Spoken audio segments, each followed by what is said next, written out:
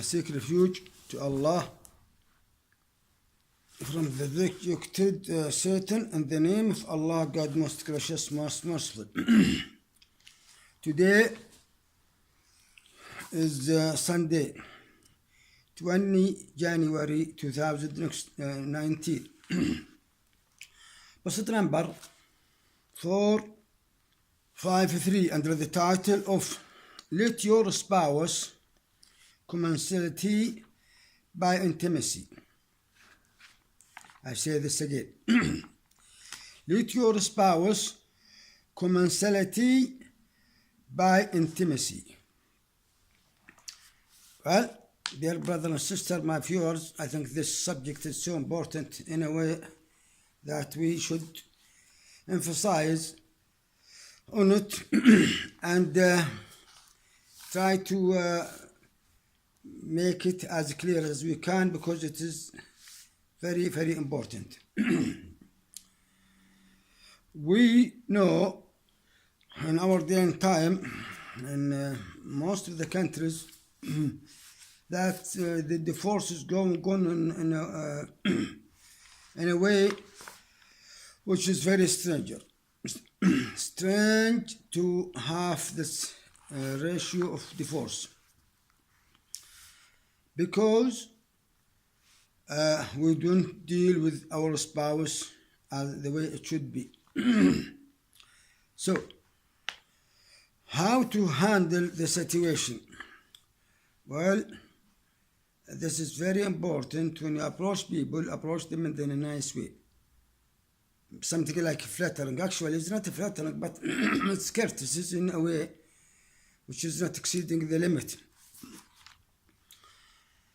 If you have a problem in your house with your spouse, then you have to try to mitigate the situation, mitigate the gap between you and your spouse. And you have to have a very good commensality with your spouse. In a nice way, be able, be nice. Try to neglect the shortcomings of your spouse. Try to find excuse for your spouse if she made mistakes. Try to be as a good example with your spouse before your kids, because if your kids see you are shouting to your spouse, then you're gonna be the family will be disintegrated, will be collapsed as a heap of sand. So, intimacy is very important. Be intimate. Try to be with this manner, with this habit of intimacy. Intimacy, to be nice, to do people yours with the spouse nice way. And don't run to that, to give your spouse that curses. In a way, you become a hypocrite, and then you vanish and demolish your wealth. Because I saw in most of the people I know, they are changing their cars, their goods, sometimes each 2-3 years. They got to buy a new car, and the old car they sell it with less price. And this kind of procedure, it will put them under the depth. They are mortgaging their kids and themselves. Mortgaging is very important.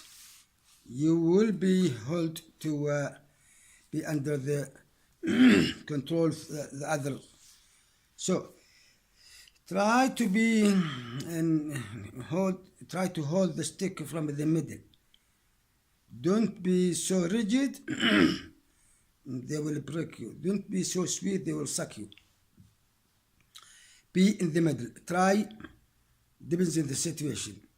And it is a kind of leadership. You have house and with your spouse. So if you don't know how to handle the situation, it is like a ruler, he does not know how to handle the country.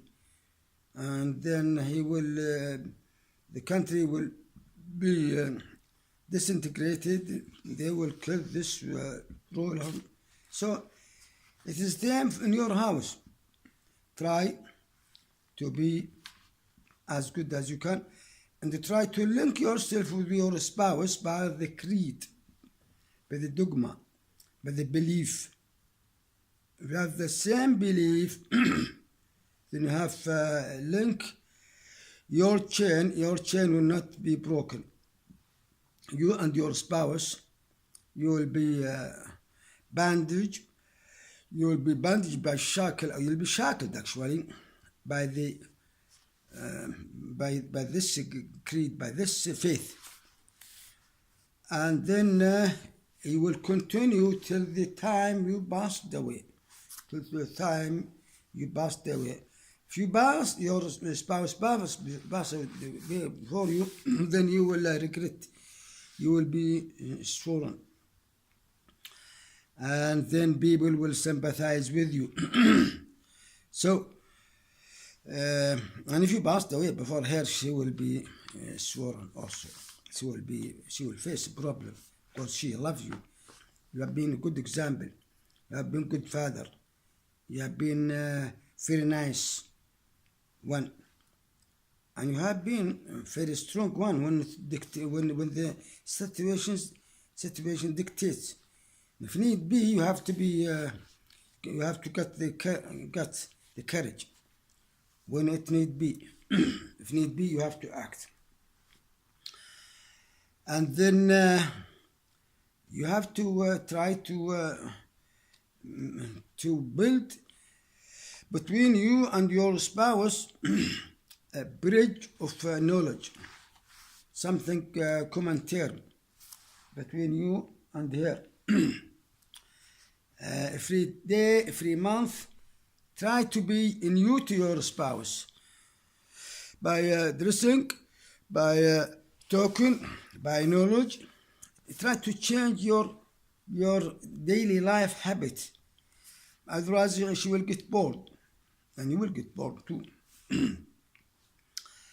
And I found, I have to be honest with you guys, the best thing to keep a new thing coming to you and your spouse is reading, interpreting, and understanding most about the Quran. I assure to you, it is very true, and I've tried it many times. Because no matter how much you read the holy book, the Quran, there is new information. That book is a strange book actually, because every time you read it, every time you try to understand it, to interpret it, there is a new thing coming to you daily, and keeps you active, keeps you enthusiastic. You want to do this. You have a goal, long goal to go after, to achieve it. But if you just didn't, if you take the Quran aside and you eliminate it from your daily life, then you will get bored from everything you want to have. You will be a ruler and get bored, you didn't like it, you get so many houses, so many cars, so many airplanes, so many wives, so many kids. It won't work. You will be despair. And then you will see the life is meaningless life, and sometimes people commit a suicide because they discover quite accidentally there is no means to continue this kind of life, and then they try to commit a suicide. And preventing you from doing this stuck with the rope of Allah, stuck with it, and stuck with the Quran, stuck with God. If you are with God, nothing will catch you, nothing will snatch you. Stay with God. And by staying with God, with Allah, that dictate to you, you don't antagonize people, you don't backbiting people, you don't kill people, you don't slay people, you don't commit any sin related to people by force. You don't. If you do this, well, I assure to you, if you don't pay that price back, you don't repent from your neighbor or your spouse, whatever, I think you will go to hell and abide there forever. That's what I understood from the Holy Quran. And if you go to chapter 4, verse 14, and chapter 73, 23, I think, this one, last two verses is talking about this. So, my dear brothers and sisters, my viewers who can see me and hear me, try to do it the way it should be. Be nice. So when you get in your house, your kids and your spouse say, oh, our dad came, and they will be happy, they will be nice, and they will come to you with a sing. They will sing. Oh, they will have a sing. Like when the Holy Prophet, peace be upon him, he migrated from Mecca to Medina, then his companion, who's those people who protect him, protect them, Ansar, they sing, they celebrate. They said, طَلَعُ الْبَدْرُ عَلَيْنَا. You know the whole story there. So celebrate, because they love him so much. He's a nice person. Allah said, if you are bad, they will disintegrate it from you. They will flee out of you. لو كنت تفضل غليظ القلب لانفضوا من حولك. This is part of the Quran. So, I think it's very, very important to try to be as good person as you are. Don't be reckless, don't be boasting, don't be cocksure, don't be arrogant, because if you have this kind of habits, you will be bad down to the gutter, and everybody will mock you and look down on you, and Allah doesn't like you, by the way. If you carry this kind of sickness, Allah does not like you unless you repent and you eliminate this, and you should do. I'm talking to you actually, I talk to myself first, to be honest with you guys. Anyhow, well, I think as much as we continue to talk about the subject, I think it will be long, but I think I handled the subject in a nutshell, and I think it's good to be like this and to try to understand more and learn more. Till I see you later in time, inshallah, by God will.